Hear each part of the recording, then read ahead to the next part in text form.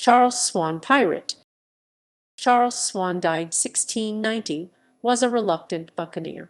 Captain Swan was forced into piracy by his crew in the 1680s and proceeded to write letters to the owners of his ship Cygnet in London, begging them to intercede with James Roman II of England for his pardon even as he looted his way up and down the coastal areas of South America.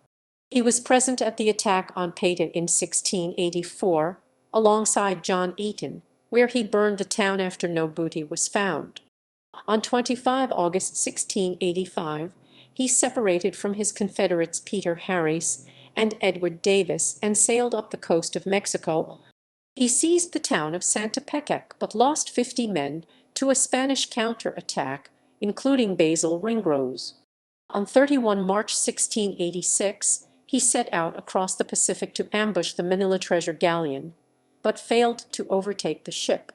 Due to the failure of the assault on Santa Pecaque, provisions were short, and by the time they reached the East Indies the crew were plotting to eat their officers of the Cygnet as it crossed the Pacific, starting with the captain. Swan is reported to have remarked that the lean William Dampier would have made them a poor meal. The captain himself was a remarkably fat man. They arrived at Guam without having to resort to cannibalism and made their way onto the Sultanate of Mindanao. The arrogance of Swan and unruliness of his men soon spoiled their good relations with the local ruler, Raja Laut, and when the captain decided to abandon the attempt on the galleon, his men mutinied.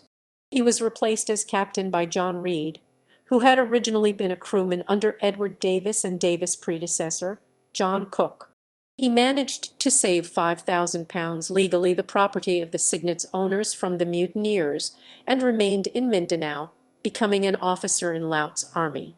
In 1690 he attempted to escape back to England on a Dutch ship with the money, but was chased by Laut's warriors who capsized his boat and speared him in the water.